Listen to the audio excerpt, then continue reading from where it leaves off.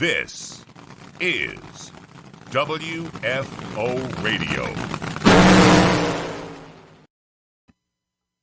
That's right, everybody. We're still talking about the Denso Sparkplugs U.S. Nationals. Joe Castello back with you, going WFO.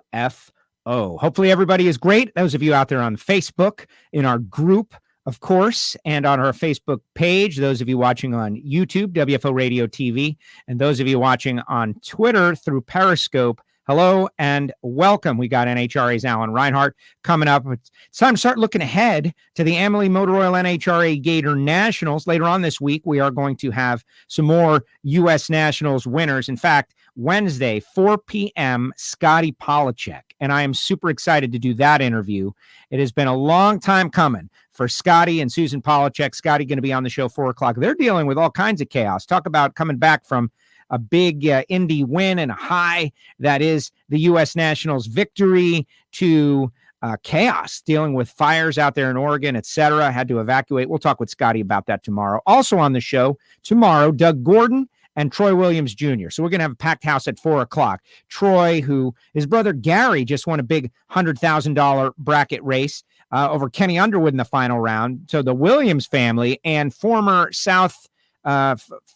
Southwestern Florida racers doing a really good job over the past 2 weeks. So we'll have Troy Williams, we'll have Doug Gordon, and we'll have Scotty Polachek on the show 4 p.m. tomorrow. Be ready. I want to tell you about the people who make it possible for me to call these racers and do my thing here in the WFO radio studio.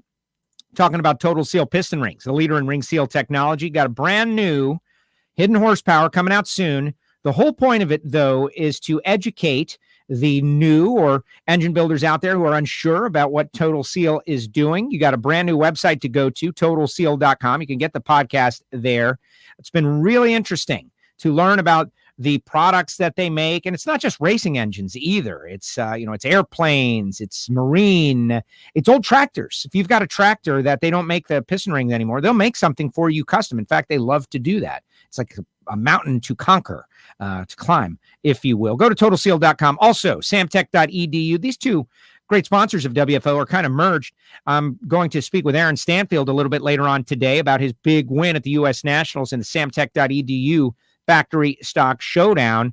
And very often when we're speaking with engine builders on the Total Seal podcast, they reference Samtech as a great place to get started in your career as an engine builder or machinist.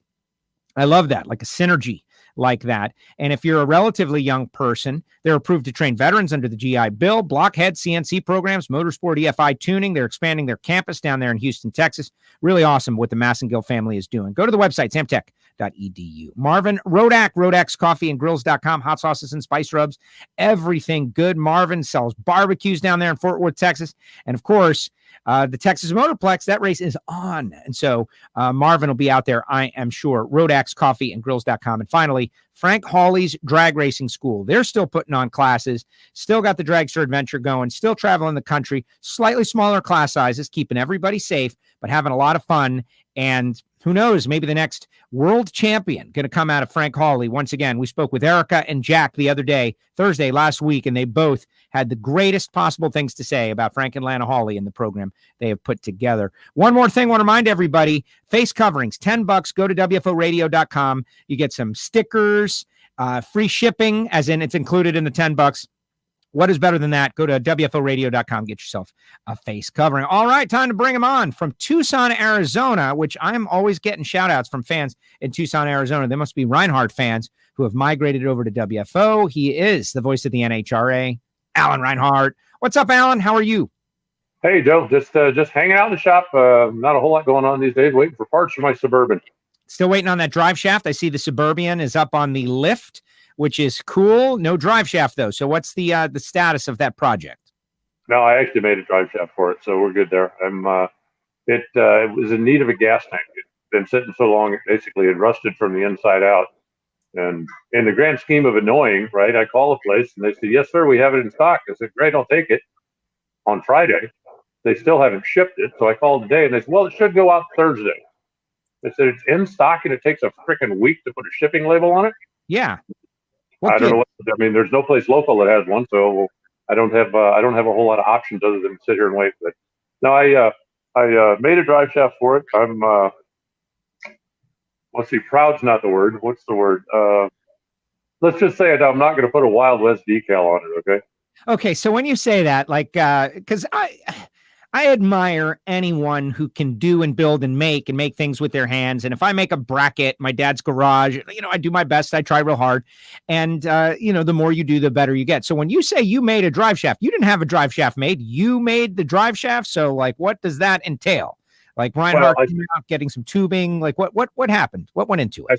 I stretched the drive shaft. I was able to find an old drive shaft out of a pickup. Wasn't long enough, so I just stretched it. I didn't make one from scratch. You cut it in half, and you added a section in the middle. Yeah, pretty much. And basically, my vision on this thing is that whoever buys it is probably going to do an upgrade. It runs and drives, but is probably going to do an upgrade. Whether they put a late model motor in it, whether they put a big block in it, it'll have a 700 R4 or something, I would guess. Yes. So in order to go get a drive shaft made, literally there's a drive shaft place that's so close to my shop. When I need something, I walk over there. It's that close. And I called him and he said, $560. And I said, well, I'm not going to do that, because whoever buys this is most likely going to either shorten the drive shaft, do something different with it anyway. But it does need to be able to drive and to move and to go on a truck and do that kind of stuff. So I found an old drive shaft out of a pickup and I stretched it, and it's currently installed. That's great. I am not going to ask you to show it to us, Alan, because we are good friends. And why not? But does it work? Does it drive? Does it move? Is the goal achieved? Well, yeah, I was able to drive it just literally around the building. That's it. And then, the gas tank problem was a problem. So I've got the new gas tank ordered for it. But yeah, it does run and it moves and it stops and it steers and it does all that kind of stuff. Excellent. I can call it a win. I'll show you what the problem is with the gas tank. One second. Okay. Yes. Look at this. Alan Reinhart is going to bring us a rusted out old gas tank. You seeing it? Actually, I'm going to bring you the rusted out old pickup, and you'll have to use your imagination from there. All right. We got you full screen, Alan Reinhart. Everybody's starting a watch party out there on the Facebook comments. And I see Brian Dick is out there. What's up? The rest of the Dick family is diehard drag racers. And what's funny is when Reinhart is on there, I go half screen. But when Reinhardt's not on there, I go full screen. So we can just evaluate the corner of his shop over there. Look at that. Look, some flat stock. Look at the bottom of the manifold. Look what his stool over there. The haywire machine. It's all happening over there. You want me to give you the whole inventory? I mean, this is your basic 4x10 sheet of aluminum if you need to make a motor plate or something like that. That's steel, and the rest of it's just stuff. But anyway, so I started this thing originally just by getting a gas can and hooking the line up to the fuel pump so I could start it. Just wanted to know that the engine runs and all that kind of stuff. And all that worked fine. So the gas tank didn't look awful, and you took the cap off of it. It didn't smell awful. So I thought, what the heck? I'll pour a couple of gallons of gas in it and see what happens. I poured a couple of gallons of gas in it, and it immediately started dripping on the floor. Oh. So when I took the tank out and took it apart, I assume you have some kind of a general idea what a fuel pickup is supposed to look like in an old tank, right? Well, this is all that there was. Oh. Where's the rest of it? Apparently laying in the bottom of the tank down there. But, there's it obviously did not pick up fuel from the tank when this was in there because, well, it would have needed, it's a 31-gallon tank, and I think it would need 32 gallons of gas in it for this to pick up. So anyway, I ordered the new tank and ordered the new pickup and ordered the new stuff. And apparently it takes 7 days to get it in a box and put a label on it, which is monumentally annoying, but I don't have a choice. Blame the COVID. That's the reason. That's, COVID, 2020, all of that stuff. All right, so let's get into some discussion. I mentioned we're going to have Scotty Polachek, Doug Gordon, and Troy Williams on the show. Gary Williams obviously got annoyed that Troy was getting coverage from the U.S. Nationals. Like, what? I'm going to go out there and win $100,000. Thank you very much. That family is great. I'm excited to speak with Troy tomorrow. But really most excited, Doug, great stories all around. But Scotty and Susan Polachek, just want to put a capper on their story and the whole learning how to win and everything. But, nice guys don't finish last. Nice guys finish first this time. Yeah, I really feel for Suze because, you know how superstitious racers are. He's not going to let her come back to the track again. She's banned. So, yeah, she'll be watching from home forever. I actually heard what you said in the open of the show that he went home and found out he was evacuated. My mom actually got evacuated, and her house is burned to the ground. So What? she's trying to determine what she's going to do. Yeah, she's in Lincoln City, Oregon, and her area got evacuated. She said she hasn't been back to see it yet, but her understanding is it's got a pile of ashes left. That's horrible. We're dealing with the Hurricane Sally up there in Louisiana. It formed over South Florida this past weekend, so we had a wet, slow weekend, but it got powerful. It's going up there. I can relate to that. Storms, rain, wind, weather. It's something I can understand. The wildfire action, something that I can't wrap my mind around. And frankly, I'm not really terrified by anything, but that's one of the things that I'm terrified to see. People going through that. Now you've personalized it with your mom, Scotty, of course. Their shop was in danger for a little while. He'll tell us the story tomorrow, but I don't know what you do except for leave. Nice if we could get one of those hurricanes over there. You've solved the problem. Just send Sally. That Sally's rate, she'll be there in like 2 months. She's traveling so slow. But yeah. Isn't there a way to start one of those things? Can we get out in the ocean with a fan or something and start DARPA is working on that as we speak, how to create hurricanes, but I don't know if we want to do that. There's like 7 of them out there in the Atlantic as we speak, like a near record. But again, though, the wildfires, you're just helpless. You hear these stories about people, they're like bailing water out of a hot tub to try to stop the wire. It's not something I can relate to. I'm sorry about your mom's situation. Yeah, I am as well. I mean, obviously she'll get through it, and people are certainly in worse condition. She was able to, get out and get some of her possessions and stuff, but it's going to be terrible. It's going to take some time for everything to get rebuilt, get back to normal. I don't know if you've ever heard Linda Vaughn's story, but there were wildfires in California a number of years ago. She said she put on her Simpson fire suit and got up on the roof of her house and just started hosing it down because the embers were going from roof to roof and like setting the tiles on fire. And, the way she tells the story, that she was one of the few houses in the neighborhood that was still standing after it was all over with. But I'm with you. I'm not a big fan of uncontrolled fire, and it's just terrible. To leave and come back to nothing has got to be awful. It's got to be the worst thing ever, and it's just an every year kind of thing now, and. You see these stories, and it's just heartbreak. And to see people, lose all their photos, all their keepsakes, all their everything, like you said, a pile of ashes, it just tears your guts out. It's a terrible, terrible situation. But, Scotty is still a U.S. Nationals winner. Unfortunately, as of yesterday, he did not have, damage. So I guess we'll find out tomorrow. Well, I hope he gets through it okay. Hey, you have to be sure when you talk to Doug, ask him about his daughters that physically work on the car. One of his daughters does the bottom end. One of them runs the valves and does all the top end of the stuff, the in-between rounds maintenance. And they're both, junior racers and now stepping up in Maddie, I think, has got her driver's license. I don't think Macy does yet. But when they go to the races, they're not just there hanging out. They are physically there working on the car. And, it's kind of cool to have, grandpa and dad and the 2 daughters. That's the epitome of a family team out there racing alcohol. And that's how it should be, I think, in our sport of drag racing, where we have, and I feel like we're proud of it, but it's not a big deal, have become this amazing, totally diverse situation where you are not anything other than a drag racer, and you got, girls diving in, doing the bottom end of race cars and driving and winning and destroying people. There is not another sport that I can think of where everybody competes against everyone all together at the same time, and nobody has any kind of perceived advantage or disadvantage other than their talent and ability. That's how I perceive our sport, both on the mechanical side and on the driving side. Okay, it's rare and should be celebrated. You're right, but the issue is it's been that way for so long that it's just not news. When IndyCar gets a female driver that does something good, man, they shout her from the rooftops. When Danica was racing in NASCAR, every time she passed somebody, it was breaking news, right? This is a big thing. Big thing. But in NHRA, if you say, hey, we have a female that's a world champion, they go, yeah, but you guys have been doing that forever. It's not even, it's not news anymore. And I think that's one of the things that, that draws people to NHRA. You look at the diversity that we have, and I think certainly other motorsports, are very envious of the diversity that we have, whether it's male or female, whether it's ethnicity, whether it's religion, whether it's you name it. If you like cars, you're welcome in NHRA. Just bring your car and come on over and let's go. Exactly. And it's a lot of fun to boot. Okay, so Jerron out there says, tell Alan I said Jaren says what's up.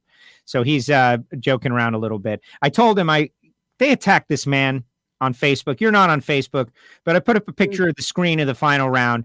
And so everybody starts to pile on poor Jerron about getting just his neck broke by Troy at the top end of the racetrack. He handled it so well. Yeah, guys, it's all right. But the poor guy, if nothing else, at least we got his name right as he made it to the final round. And tomorrow he's going to tell us the story about it. That's a classic case. And you get that far and you hate to come up short. But when you look at the fact that there's 180 people that would love to trade places with you and only one that wouldn't, you had a pretty good week.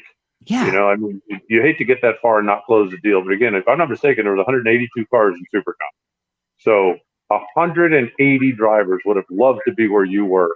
And there's only one guy that wouldn't swap with you. You had a pretty good weekend. Took it like a champ, too. Took it like a champ. You look at that ET, the ET slip, and you see 157 miles per hour for Troy Williams. You know who he is, what he does. Okay. By breaking out by a thou, it's like the gods were not on your side. That one thou could have gone the other way. Who knows why? All right, let's tackle something challenging because that's what we do, and no one expects us to do that. Last week after we got off the air, I started to see all that payout stuff go out. NHRA announcing through a letter, and the letter was put out on the web. Josh Peterson letter to competitors. They put the letter out to the web. And then it kind of got its own very propaganda type feel about it, executive salaries and all of this stuff out there. Fact of the matter is we got 5 races to go. The Amalie Motor Oil NHRA Gatornationals is next. We're trying to complete this nightmare year of 2020. We just found out PRI today has been, that's it, canceled. No PRI 2020. So we lost SEMA. We lost PRI. We lost a bunch of races. We've lost a whole bunch of stuff. The payouts have been diminished. People don't expect that we will tackle this. So let's tackle it. From your perspective, let me tell you mine first. I am just annoyed when people assume the worst first without all the facts, all the information, all the data. The first thing that goes out on the web in a post is NHRA hates the racers, or look at this evil thing that people are doing. That just annoys me at my core. It's obviously not a good thing, but I think we understand the reasoning. At least I understand the reasoning is that we've lost a lot of our income, like NHRA has. I'm a contractor, but the fans, the income, the ability to have races, all of that stuff was affected for 3 months. It makes sense to me, but what is your angle on this? What do you think as someone who's been doing it a lot longer than I have? I think the company is doing what they need to do to survive. I also am a contractor. I am not in the offices in Glendora. I am not part of the management meetings, but I don't know of a company that hasn't had to make some cutbacks in some areas. And you look at what we have to do to survive. One thing about NHRA, because it is a not-for-profit, their tax returns are basically public record. And there's somebody that gets them and publishes them every year because they want to hate on NHRA, basically. But if you look at the most recent one that I've seen, in rough figures, $100 million a year is the generated income of NHRA. About 3/4 of that comes from ticket sales. So since we're not allowed to sell, certainly not full stadiums, and we've cut this racing season from 24 races to 11, so the income has gone down drastically. I mean, you look at the moves that NHRA has had to make to save money. The people that have been furloughed or the people that have been laid off. All of that is painful. If you are a company principal and these people are relying on you for their livelihood, I don't know anybody that's ever laid people off and gone, oh boy, look at this, we get to ruin somebody's life today. They're sick about it. Right. And I don't have any inside knowledge, but I've heard from a couple of different sources that pay cuts across the board for NHRA, which would be in line with basically every other business I know. I mean, I know guys that, own restaurants, do stuff, and everybody's taking a pay cut because there certainly isn't any income coming. One thing that they did, and I don't think it's been discussed a whole lot publicly, but if you look at the way that the prize money structure was cut, the major cuts were at the top. The winner is going to take the biggest hit. The runner-up is going to take the hit. But the first round money, or the qualifying money as it's known, didn't take anywhere near that big a hit. And so the teams that are out there, they show up that make just maybe one run or are just there, that live off that qualifying money. They didn't take nearly as big a hit as the teams that are going to end up winning the races. And most of the time, that's a highly sponsored team. And I also think, NHRA has worked with the teams with the stuff that we've been doing this year, from the Indy races to putting together the schedule. And I think the vast majority of them, if you are a sponsored team, if that is your business, and, I use just because I like round figures, okay? If you get $3 million a year is your total sponsorship package, okay, between, Reinhart Oil and Castello Manufacturing and whatever, Benford Tools and whatever you got $3 million as your annual budget, which is not out of line. There are certainly teams that have more than that. There are teams that have less than that. That's $125,000 a race. Okay, so when the season gets cut in half, you're not getting paid for races you don't go to. So you're already out $1.5 million. Now, yes, you don't have quite the expenses. Okay, you're not traveling as much. You're not buying as many plane tickets. You're not buying as much diesel fuel. But I don't believe the insurance has gone down on your tractor trailer. You still got to make payments on your shop. You still got to keep your lights on and pay all your bills and all your other stuff. You need income. And so with NHRA trying to run as many races as possible, and again, just to use that figure, if you get $125,000 every time you go to a race, do you want to go to a race and have a slightly smaller purse? Or do you want, there are some people that said NHRA should have just canceled the whole season. Well, what's that going to do to people like Don Schumacher? Right. Who employ 100 people? They can't continue to keep everybody on the payroll. We saw what John Force has done. He's had to lay off and furlough some people. He's got some that are on, part-time or part salary. But it's very difficult because of the decisions he has to make. And, canceling the season, I think, personally, would have been a disaster. And if I'm a racer, and actually, if you go to Cruz Pedregon's website, he issued a statement about it that I think is very upfront. He said, I get paid by Snap-on. I get paid by Dodge. I get paid by these companies that are behind me to race. And if I don't race, I don't get paid. He said, that's what pays my salary structure. That's what pays my building rent. That's what pays my tractor trailer insurance and all that stuff, is the income coming in. And he said very plainly that in his business model, the prize money is bonus. You can't go to the race going, okay, I know I'm going to win every race and figure that into the budget. Now, again, there are some teams that rely on the qualifying money to get from race to race. That's what's kind of keeping them out on the road. And that money, it did take a much smaller cut than did the top of it. But NHRA right now, my opinion, is doing what they have to do to stay in business and doing everything they can to keep the teams in business as well. And, they didn't want to do this. I'm sure that they agonized over it before the decision was made. But it comes down to, what can we do?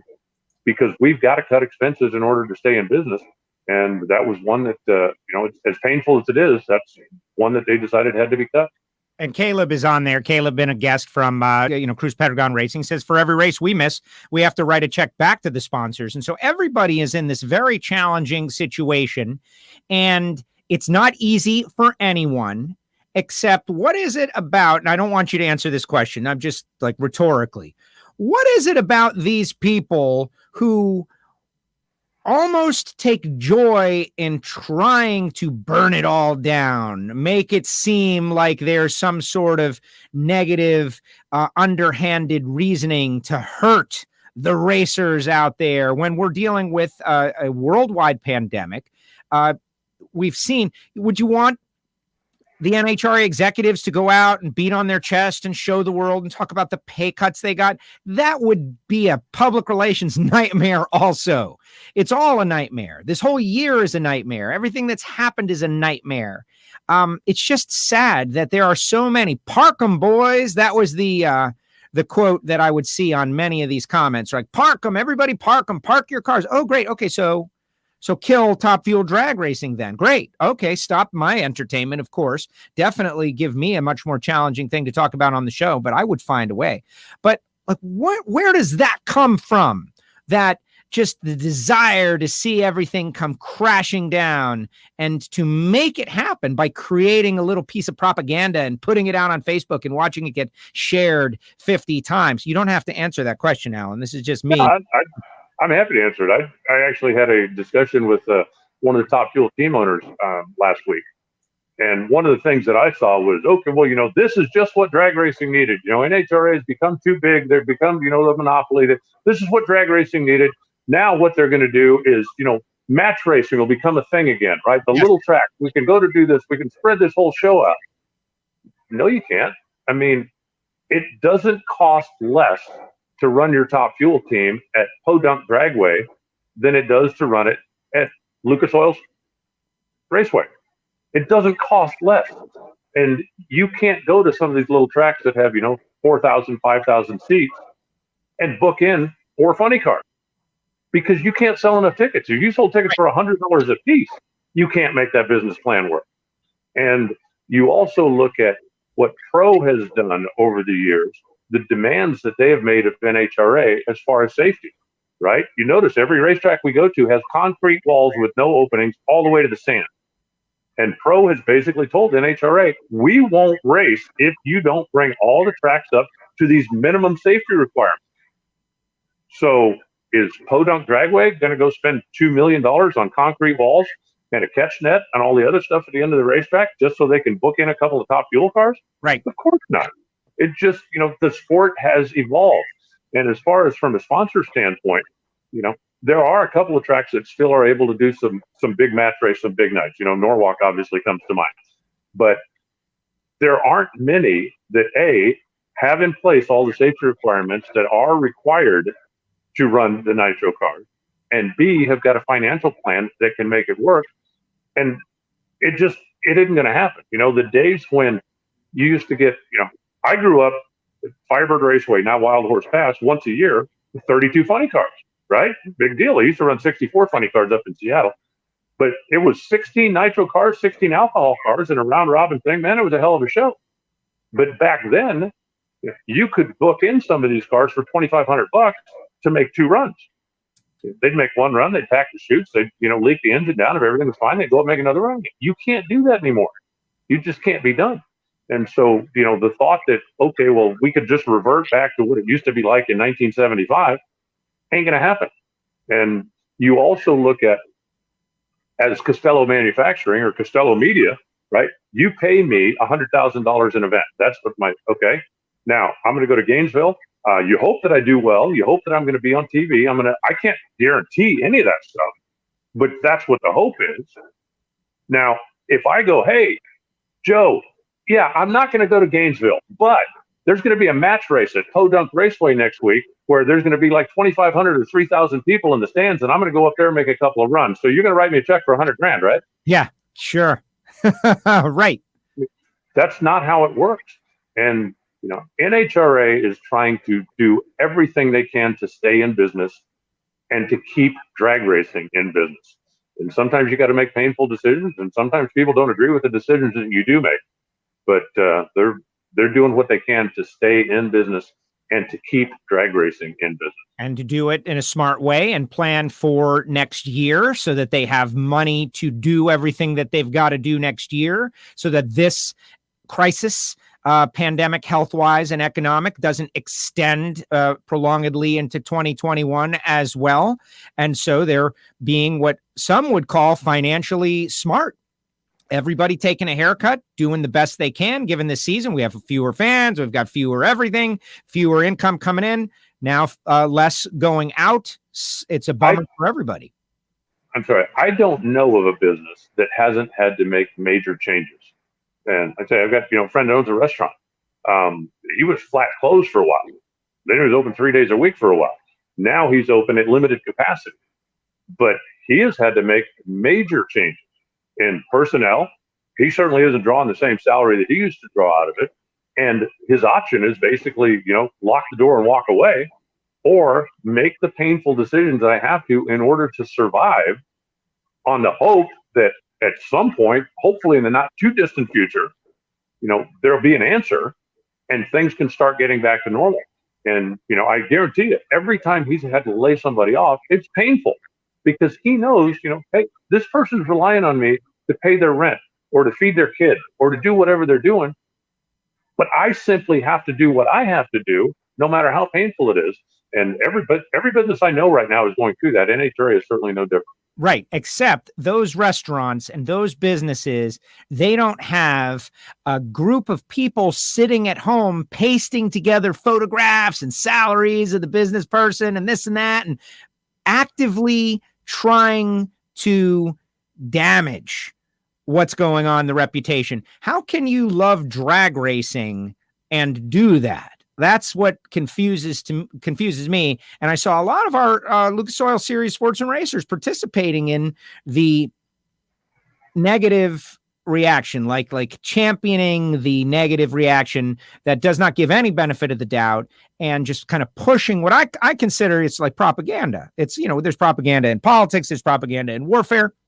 In this deal, a direct attempt to misinform people out there. And, a lot of people just see that and they feel the negativity and they go with it.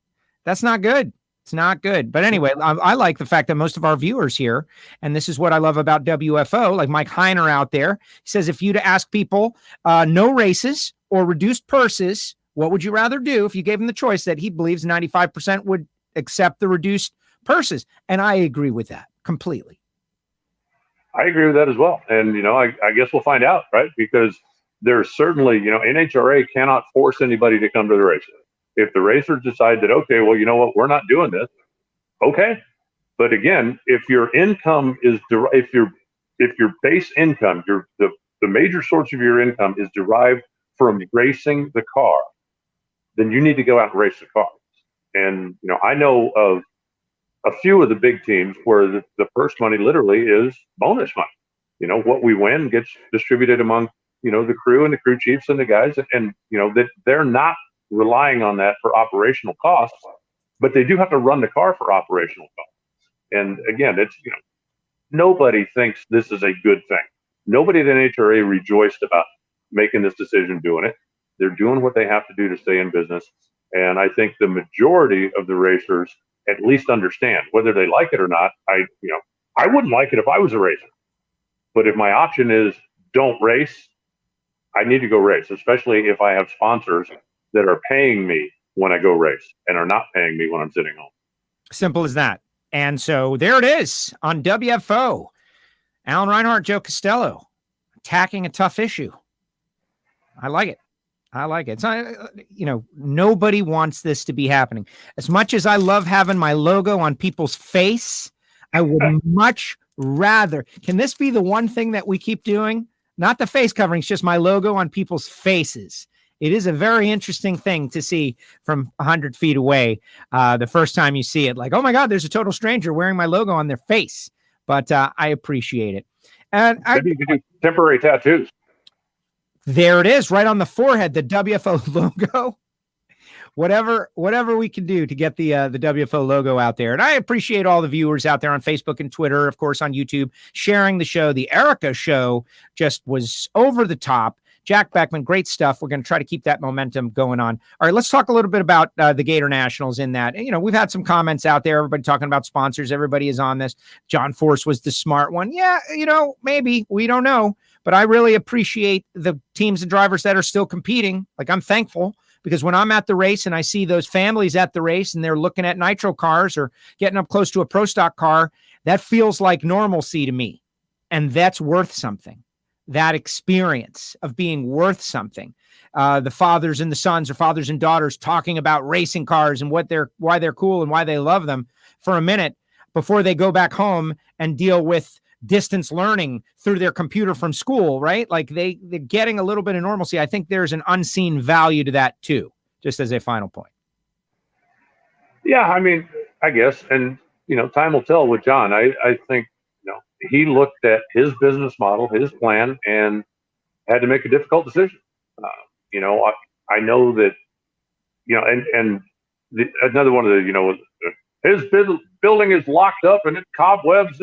Right. No, it's not. More There's live. people in there working every day. And, their machine shop is still running. I know that he has at least looked at taking in some outside manufacturing, which is something that Don Schumacher started doing, since they're not using as many race parts. And he's got these people and he's got these machines. And why wouldn't you put them to use if you can? And so Don has actively went outside the racing world and said, hey, look, I've got a manufacturing facility here. I've got capacity to do stuff. And, let's see if there's something that can be done. I know John at least looked at that. I don't know if he ever followed up or did anything with it, but he is just trying to survive this year, hoping that things come back, next year. And it's, another one of the things that's been all over I've seen plenty of on the web is this is what NHRA needed. Now they need to cut back to 15 races a year. Well, if I'm getting paid per race run, I don't want to cut back to 15 races a year. Yeah, I hate that. You just now have cut my income substantially. But again, it doesn't cut the cost of my shop. It doesn't cut the cost of my employees. It doesn't. I need to race in order to generate income, and the more races, the better. That devalues the sport, and I know a lot of people have been saying that, and I think economically that would be like a big mistake to cut the schedule and make it less. Like, I don't know anywhere where that is a good idea to devalue yourself. I just don't see it. But anyway, Mike Ashley's out there saying he doesn't know. Thank you, Mike, for saying who it was, who mentions earlier we're also running 2 less runs, 1 less day. Everybody's part of a team to chip in to keep the sport alive. And that, I think, is, someone said it a little bit earlier, Jaron, I think, the word jealousy comes in. Like, I think a lot of people view the NHRA and feel like, yeah, those people, they're doing this, as opposed to a drag racing kind of thing. Drag racing is it's a small thing compared to some of the other stuff out there. We do really need to all work hard to keep this thing going in this modern world. And I like the idea of working together as a team, all taking some sacrifice to get through this tough time. But then when things become normal and good again, of course, bring things back to what they can be as best as is possible. I'm with you. Simple as that. It's not that complicated. Rich Vreeland says he's waited his whole life to run the Gators and he can't wait. And there are some people that's exactly the point. You do something a whole life, and what, we're not going to do it. Speaking of which, Gatornationals, let's segue. Let's turn it. What do you know about the Lucas Oil Series cars? Like, they were in the books. Gators won, but I'm under the impression we're going to have some cars there. What do you know? Oh, we're definitely going to have some cars there. What it is going to be for the sportsman racers is a national event. And in essence, it is going to be the classes, the categories that were originally scheduled to run in Atlanta. Since the Gatornationals was completed, they're going to take the next closest national event racetrack, which is Atlanta, and they're going to basically transfer all of the entries from anybody that was entered to run in Atlanta. That is going to be the other classes, the Lucas Oil classes that run down there. So my understanding, it'll still be national event status, national event points, national event trophies. They may say Southern Nationals instead of saying Gator Nationals on the trophies, but there will be a full slate of Lucas Oil cars there as well. And how great is that? So those North Florida drag racing fans, not that Atlanta is that far away, but if you saw some time, it was only Thursday because that was run without fans. But bottom line, the racers are going to get to race at Gainesville again. It's not just going to be Mellow Yellow Series and that's it. And Pro Mods, Factory Stock Showdown. We're going to have a full slot. And I see Pro Mod, Top Alcohol, Dragster, Funny Car, Stock, Super Comp, Super Gas, Super Street. Hey, Super Street. All right. And that's a good move. We're going to have a full slate. Yep. I agree. I think it's, looking forward to it. Give us good weather and we'll take it from there. I don't know what the weather's like down in that part of the world this time of year, but whatever it is, we'll deal with it. Remember, just a couple of years ago, it was a brand new concrete surface that was laid down out there. So that's going to help no matter what the weather is. And, let's go, man. I'm ready. All right. Just so you know, it's going to be hot and it's going to be humid, and define hot. Not hot for you, but it's going to be definitely more humid than you're used to. I'll be interested to see how you handle it, because hot you can handle, but it's that dry heat that everybody talks about, desert hot. This is swamp hot. And And being in the middle of the state, I don't know how much breeze we're going to get. I'm kind of interested to see what it's like as well. I know we're still, we're mid-September. It's going to start to cool down soon, maybe by Gainesville, but I don't know. We'll see. As long as it doesn't rain, let's get in there. Let's run the race and let's move on, to St. Louis, which would be the next stop on the tour, Madison, Illinois. So I'm looking forward to it. I'm glad that we've got the races on the schedule that we do. And I think it's going to feel a little bit more normal to go someplace other than Indy. As much as I enjoyed going back to Indy, I mean, it literally got to the point where I'd walk into the restaurant next to the hotel and they'd go, "Hey, do you want your usual?" And so it'll be good to go someplace else now. On the fourth race of Indy, so someone should do a song. I came up with the idea someone should do a song. No, and I'm excited to go back to Gainesville where this all started. Being there, I remember it vividly. Being in Gainesville, getting the word. Oh my gosh, really? A lot of people were just not believing it. Like, this can't be. This is BS, right? And it's like, I'm going to go, I'm going to listen to it. And here we are many months later. And now we're going back. So kind of closing the circuit in a way, if you will. All right, let's talk a little point standings before we let you go. And just thinking about, Mellow Yellow Series champions, Doug Coletta, 50 ahead of Leah, 60 ahead of Steve, 122 ahead of Justin, 161 ahead of Billy, 162 ahead of Sean.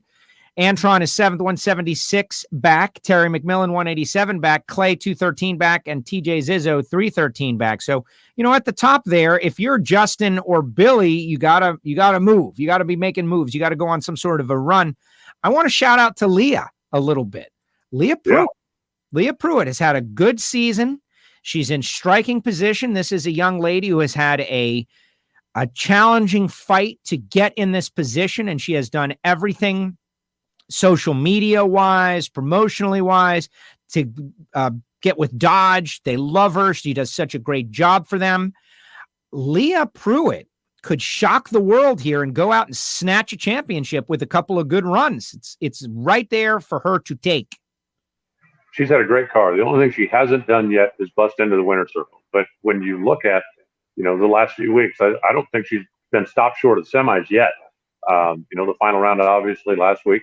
And then again, you look at Justin, picking up the win and then coming right back the next day and going to the semis. So it's not like you gathered a lot of points and then stubbed your toe the next day. He came out and kept adding to his total. So I do believe that they're going to be at the rest of them. If Mike is watching, he can probably chime in with that. But I think, he's shown that car can certainly run with anybody, can go rounds. He was a tire smoking job away from being in a final round again. When you look at he and Sean did in that semifinals, that was, a pick 'em basically.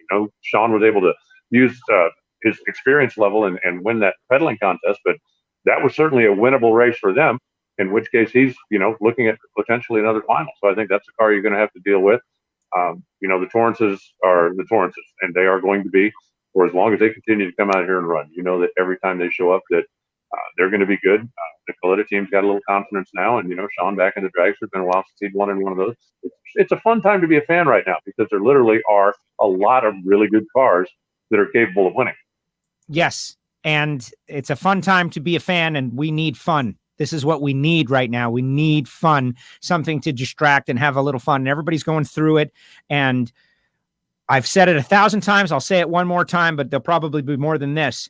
When this trophy is on the trophy case 15 years from now, 10 years from now, the 2020 champion trophy, and any Wally won during this period, it's going to stand out. It's going to mean a lot to whoever is able to accomplish it, maybe more than a normal season. Spoke with Jack Beckman on Thursday. He's highly motivated and fired up, 35 up on Matt Hagan, 57 up on Tommy. We've spoken about the DSR domination that goes way back. JR is 4th, 130 back. Caps, 141 back in 5th. Then Tasca 6th, 162 back. Tim Wilkerson, 169 back in 7th. Then a pretty considerable drop off to Alexis making her return, 276 back in 8th. Cruz, 283 back in 9th. And Paul Lee, 292 back in 10th. Beckman is highly motivated. The Giving Car program coming to an end, but so is Tommy Johnson. And, I can't handicap this. This is this is what entertainment is all about. Now, I think what would be a fun prop bet would be what's going to be the first non-DSR car to win, because Tim Wilkerson has certainly had a good car a couple of times, and just hasn't quite closed the deal. Bob Tasca has had a good car. Paul Lee's car has been very fast at times, but he hasn't had the consistency that he needs, I think, so far, and that's something that they're going to be working on. But JR is right in the mix, and those guys know how to win championships. They've done it a couple of times.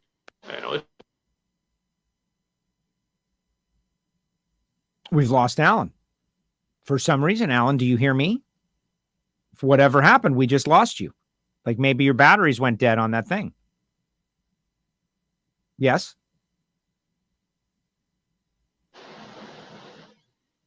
How did he know? Can you hear me now? Yeah. How did you know? What was that? No. What kind of witchcraft is that, Reinhart? I hear you. Can you hear me? Yes. I can't hear you now. Oh. I can hear you. Yes. So let me tell you about Alan Reinhart, folks. Since he can't hear me, I could say anything I want. Whatever that was. Damn it. I hate technology. Yeah, but it's great, though. I will buzz you right back.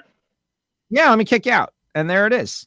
How about Alan Reinhart, though? Man, I just have missed an opportunity. Let's see what people got to say. Let's see. Justin and I will be at the races counting one round at a time. Yes, very, very good, Mike. Thank you very much. That's a very championship type thing to say. One round at a time. Gainesville now 84 degrees, 80% humidity, 77 dew point, water grains 141, density altitude 2677, says Steve Brenwald from Brenwald Media. Thank you very much, Steve, who lives up there and is the track photographer at Gainesville Raceway. Certainly one of. Let's see.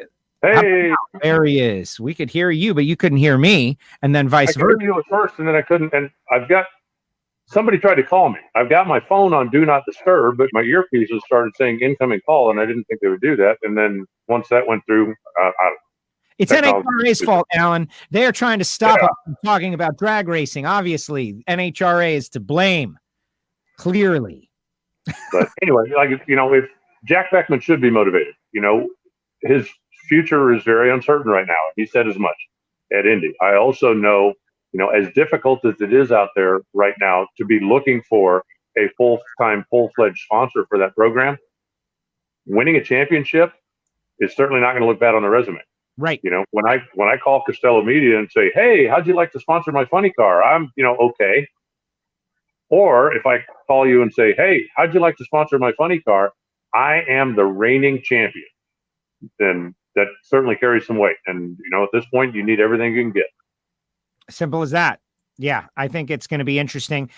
I don't have your point about which funny car will be the first non-DSR funny car to win a race. There should be some sort of prop bet for that because these other teams have got to be annoyed by this. You got Coletto Motorsports, you got Tasca, you got Wilkerson. Paul Lee has had a good car. Like someone needs to jump up and put an end to it, at least for one race to stop the streak.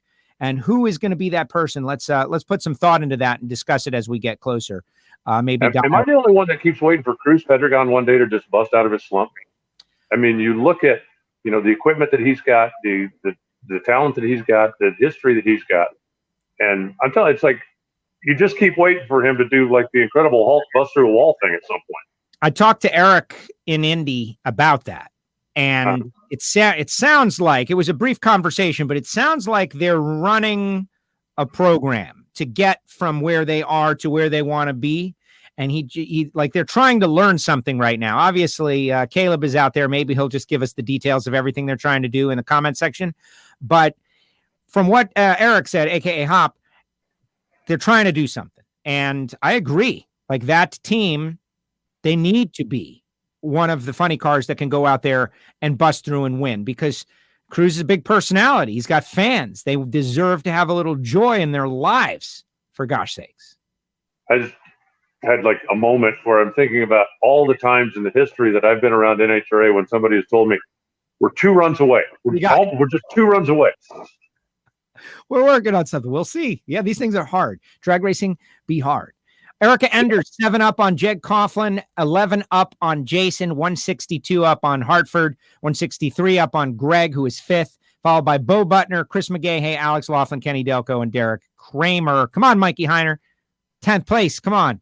You got to get up there. You got to get in the mix. You can get up to 6th. But Erica and then our retirement showdown. Like that's yeah, Erica, and I love Erica to death. And Erica, you're my favorite enders. And I mean this from the bottom of my heart. Stop ruining it. It's supposed to be Jag and Jason tying at the end of the year, so they both have to come back. And you're going to ruin it by winning a championship. She doesn't care. She is ready to You're probably right about that. She's ready to crush them. She doesn't care what retirement. She'll reach into Jason's chest and take a bite out of his heart. Like, she doesn't care. Jag too. And she's very determined that, you know, Erica, that look of determination. We had her on Thursday. Like, yeah, I want Indy, but she's running a different plane. You know what else I noticed, Alan? Speaking of Erica, who, you know, we love Erica. As a pro stock racer, though, there's this implication that pro stock doesn't have as much popularity maybe than some of the nitro ranks. I see it on this show. Erica moves the needle. There are few racers that, like, you have them on and you get a big pop.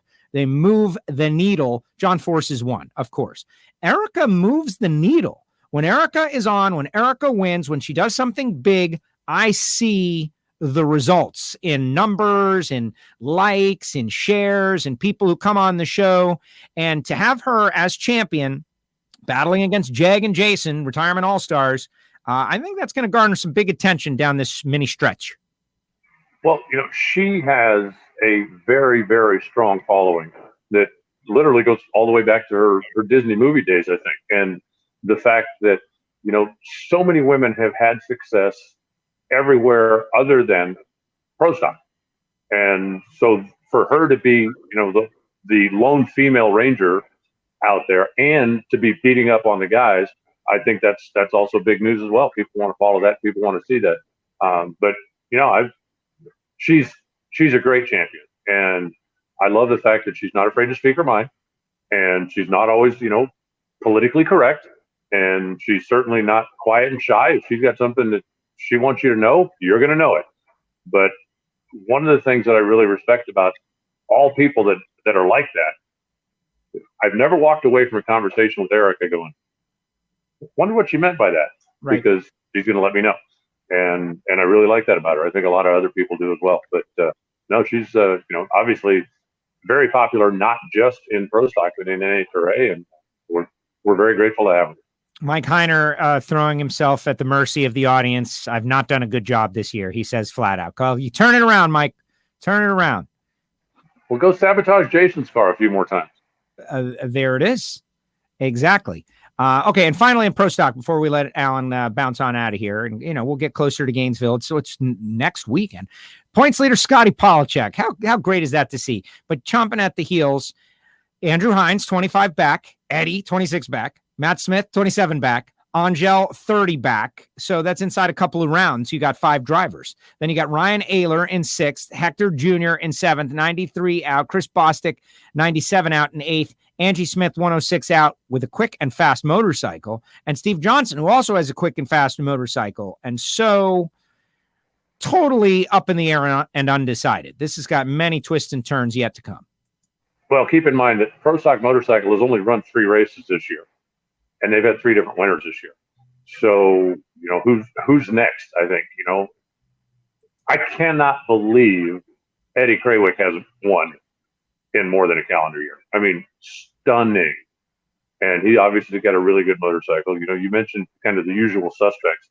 You know, Hector Jr., I think, is due to bust out one of these days. And I also think one of the good surprises of the season has been Steve Johnson, you know, taking his engine development in-house. He's doing so much of that stuff himself. He's trying to learn as he goes, and he's making a whole lot of phone calls, and he's listening to a whole lot of people and getting advice wherever he can. I think that's a very positive stunner. I also think on the negative side of that, part of me sits and watches and wonders, what happened to Jerry Savoy? I mean, that bike was literally could have won the championship last year. If it doesn't quit on the last run of the season, he's got the number 1 on the side of it. And they have, I don't know, missed something, changed. Something's different over there, but they certainly are not up to the performance that that I've at least come to expect from them. So, you know, that's one on the good side, one on the bad side. But, you know, with 3 races in and 3 different winners, I don't know how long we can keep that trend going, but it wouldn't surprise me to see it continue. Yeah, exactly. You mentioned Jerry. We'll see. And that's exciting about this weird new world, chaos, but chaos is a ladder and people can make a name. Pro Mod, let's do that because someone asked. Stevie Fast, 201, Jonathan Gray, 198, Chris Thorne, 191, but he's got a torn up race car. Chad Green, fourth, 181, Mike Janis, 178. Janis put together a deal for the rest of the year. They went into the U.S. Nationals communicating to the public that could be their last race if they didn't put together a deal. And from what I've seen, they have been able to do so.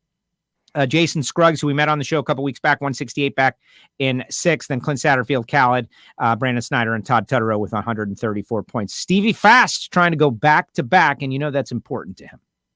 Yeah, a long way to go. Well, I think Gainesville, if it's going to be hot and muggy, I think that's going to favor the nitrous cars. And then we'll kind of just see what happens through the rest of the summer. I know that, the blower guys kind of tend toward, they like, the cooler weather, the spring and the fall. I don't know how much spring and fall we're going to have. If it's going to be warm down in Florida, I'm expecting it to be warm in St. Louis. We get down to Dallas and it could be, 30 degrees or it could be 130 degrees. So, and there's not a whole lot of races left for the Pro Mod guys. So, wherever you're at right now, I'd certainly rather be up front than in the back because I think it's going to be tough to make up. But I think that Mother Nature is going to play a pretty big role in this. We were having technical difficulties when Steve, who lives near Gainesville, gave the temperature as we speak. Time and temperature, 84 degrees, 80% humidity, 77 dew point, 141 water grains, and the density altitude is 2677. That was as of 5 minutes ago. A lot of water grains. Yeah. That'll be good for the nitrous Pro Mod guys. Ricky Smith somewhere is going. Yeah. Tricky Ricky. Well, this was great, Alan. Great job as usual. Any final thoughts? Anything you want to put out there to the WFO universe before we let you go? What are you and Brian doing this week? You know what? I honestly don't know. Those are the best. Those are the best shows like this one. What are we doing? I don't know. Let's do it. Here we go.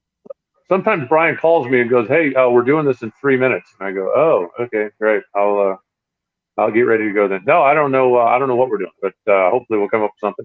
The only final thing is for the haters that are out there, everybody's trying to fight through this, and NHRA is no different than any other business. They're trying to do what they can to survive, to keep their business in business, and to keep the businesses that rely on them in business. And sometimes you've got to make difficult decisions to do that.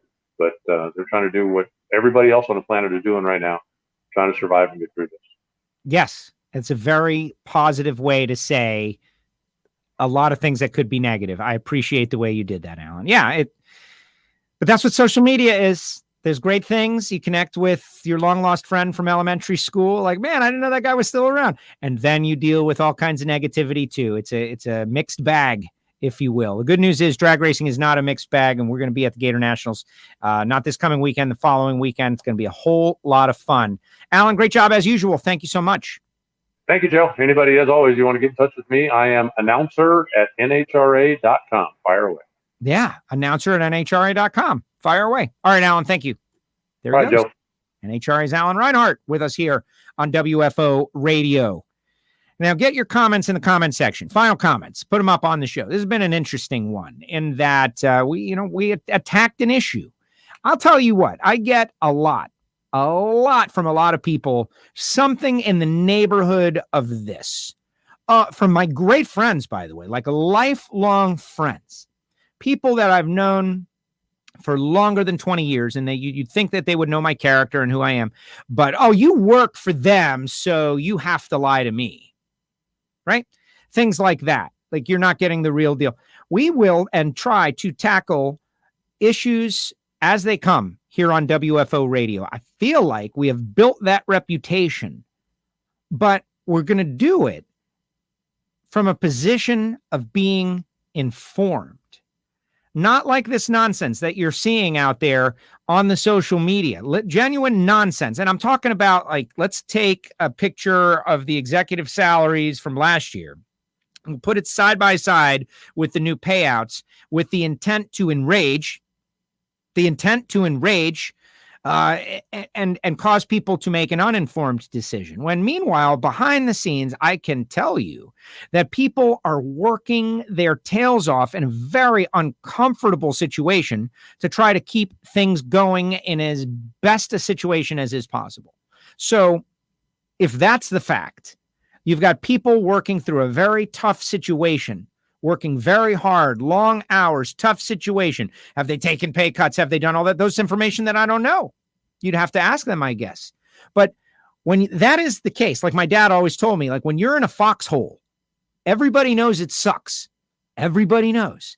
And the one guy who is continually announcing to everyone how bad it is and how miserable it is, that guy is the jerk. And that's what we've got in our little sport of drag racing. We've got a lot of wonderful, amazing people. And some people, a couple of people that are really, I believe, I'll use the word sabotage, trying to sabotage the sport from their social media accounts. Why would you do that? Why would you do, like Caleb said, yeah, we could cancel the season and look for new jobs. Yeah, that'd be super fun. That'll make drag racing better.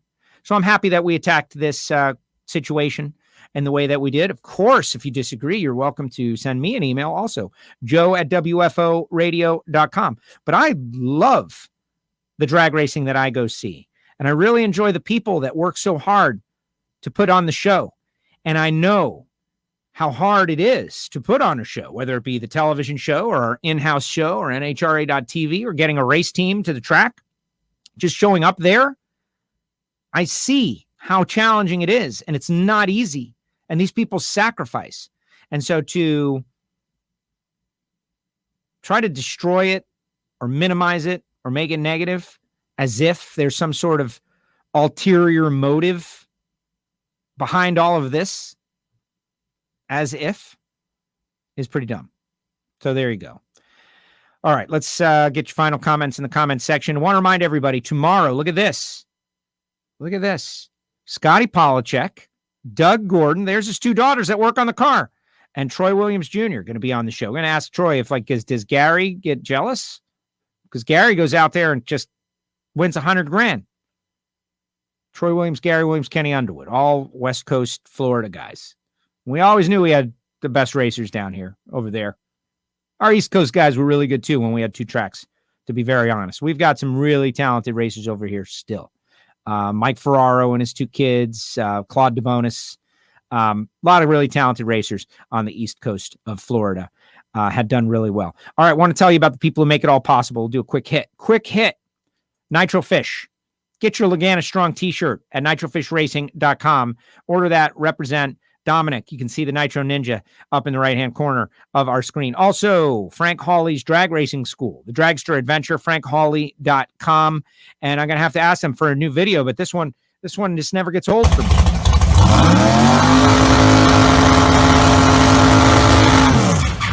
That could be you, folks. That could be you.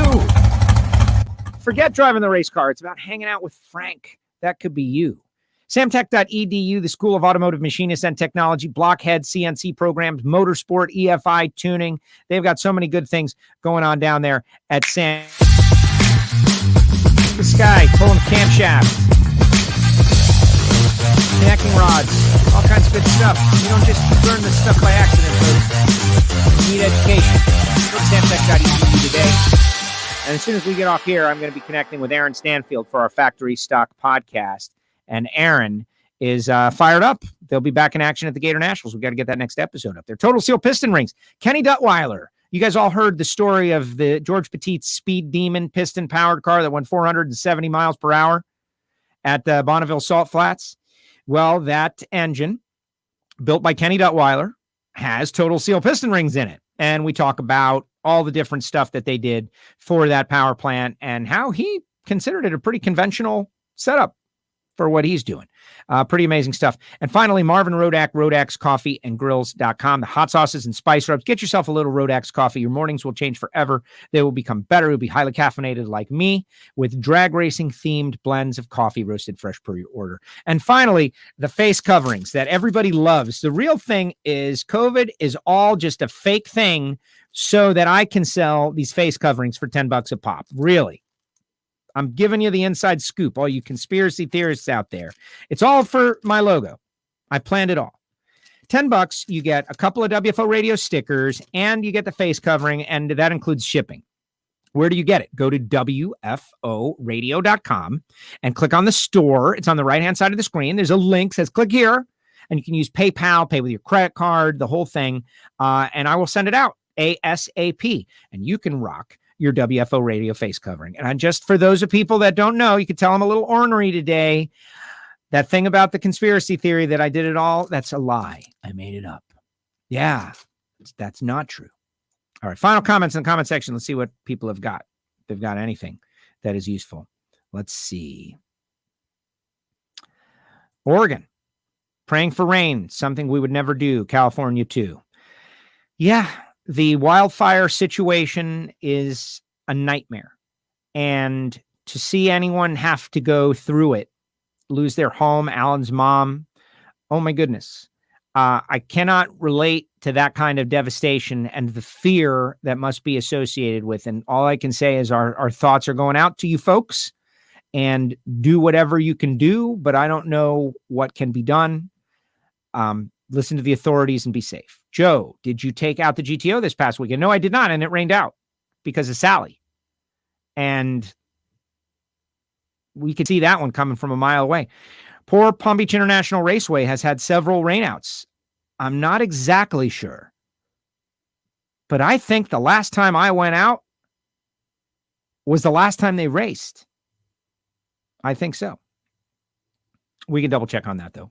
Thanks for the great show today. It was a break in the afternoon. Love Tuesday, WFO. Thank you, Monica. I really appreciate you always commenting and ordering the face covering and getting involved, and that's another thing. We've got Patreons, patreon.com/WFO radio, where people are supporting the show directly and they get special content. They get, not that I hold back my opinions, but they get the unvarnished opinions. They get Monday motivation. They get a lot of good stuff. Patreon, they pay a monthly fee that they choose. And they're involved in the voting on the show, all the big decisions on the show, like should we get rid of the WFO app? That's a big decision that's coming down the pike. I highly recommend everybody subscribe on iTunes, Apple Podcasts, Spotify, SoundCloud, because the WFO radio app, let me tell you, the people who voted on Patreon, the pump it or dump it, I was surprised, but they wanted to dump it, the WFO radio app. So really cool. Hooray, the Gordon gang. Don't know who that is, but yes, I'm excited. Doug Gordon, great guy. I started the season off sitting on stage with Doug Gordon, talking about Beta Motorcycles and his new sponsorship and his new car, Johnny Lindbergh, and, just terrible. Corey Savoy, who paid. Corey Savoy could have easily worked me for a free mask. He could have definitely, because it would have been an honor to cover half of Corey's face. It would have been an honor to cover half of Corey's face with my logo, but both in general. And instead, he chooses to pay to support WFO radio. And Corey, thank you. That means so much. You could totally work me for the mask. Yanks in third place is a conspiracy theory as well. Tua needs to start with. No, Tua does not need to start next week, Corey. Don't get greedy, man. Let's let Fitzmagic get knocked around a little bit more. Tua just coming off of surgery, first reps in the NFL. I'm up for putting him in for a series, for a drive, for a play, a specific play. But no, the offensive line is not gelled. That's the last thing we need. Fitzmagic for as long as he lasts in there, because it might not be that long the way things are looking. An Astros fan talking about any kind of conspiracy theory doesn't fly. Great show. Awesome to touch on touchy subjects as well. Listen, I don't always touch on touchy subjects, but when I do, I attack. Because it's annoying. It really is. It's annoying. You see stuff on social media, that the person who's posting it, you can tell where they're coming from the post. Park 'em, boys. Yeah, park 'em, boys. Like, what? Who the heck are you? Do you have any idea how many people work in this sport? We don't have cars showing up. I found out about this a long time ago, like as it broke, and I've had a lot of time to think about it. And the answer is, without the racers, there is no sport. But without the NHRA, the sport is certainly not organized and very different and not on television and not paying this much money. And maybe you want to sit home and not race, and all that equipment that you've got is not going to be worth anything. And there is nobody else that's just going to jump in and start another series that is equivalent that is as well managed with history that matters. So unless you're willing to pony up, what did Reinhart say? $100 million to dive into the world of drag racing during a pandemic when you can't have any fans in a lot of states, which I don't think you are. You need to hashtag, and that's it. This is WFO. Yeah, what was up with that guy today? I don't know. We had a great Ignition show. Oh my gosh. The Ignition show was fantastic. And if you didn't see Erica on the show Thursday, Erica and Jack, go right down, scroll down on Facebook, YouTube, find it. Amazing. I'm thinking about a happy hour this week. I'm thinking about a happy hour with Pro Stock crew chiefs is what I'm thinking about. We'll have to see if Mikey Heiner is available. I was thinking about Eddie, and that would make it a happy hour to me. Tomorrow, Scotty Polachek, Doug Gordon, Troy Williams, all on the show. Going to be exciting. I'm very happy about that. Final comment. Joe, do you like no prep? I like drag racing. I like all drag racing. And there it is. All right, everybody. We'll see you next time right here on WFO Radio. Thank you so much. Thanks, Alan.